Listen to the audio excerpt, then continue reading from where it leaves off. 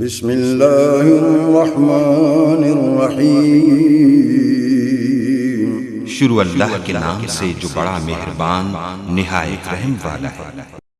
ام تقولون ان ابراہیم واسماعیل واسحاق ویعقوب والاسباط كانوا هودا او نصارا قل اانتم اعلم ام اللہ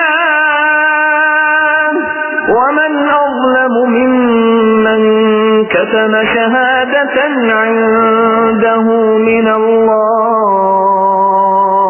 وَمَا اللَّهُ بِغَافِلٍ عَمَّا تَعْمَلُونَ۔ کیا تم کہتے ہو کہ ابراہیم اور اسماعیل اور اسحاق اور یعقوب علیہ السلام اور ان کے اولاد یہودی یا نصرانی تھے؟ کہہ دو کیا تم زیادہ جانتے ہو یا اللہ تعالی؟ اللہ کے پاس شہادت چھپانے والے سے زیادہ ظالم اور کون ہے؟ اور اللہ تمہارے کاموں سے غافل نہیں۔ تم زیادہ جانتے ہو یا اللہ؟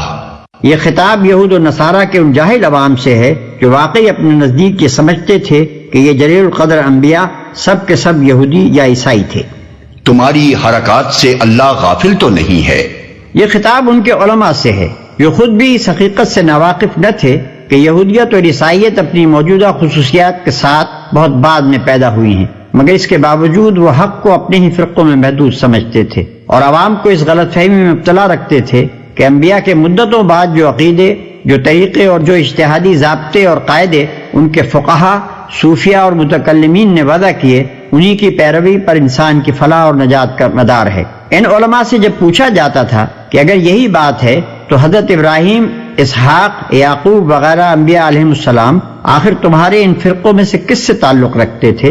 تو وہ اس کا جواب دینے سے گریز کرتے تھے، کیونکہ ان کا علم انہیں یہ کہنے کی تو اجازت نہ دیتا تھا کہ ان بزرگوں کا تعلق ہمارے ہی فرقے سے تھا، لیکن اگر وہ صاف الفاظ میں یہ مان لیتے کہ یہ انبیاء نہ یہودی تھے نہ عیسائی تو پھر ان کی حجت ہی ختم ہوئی جاتی تھی۔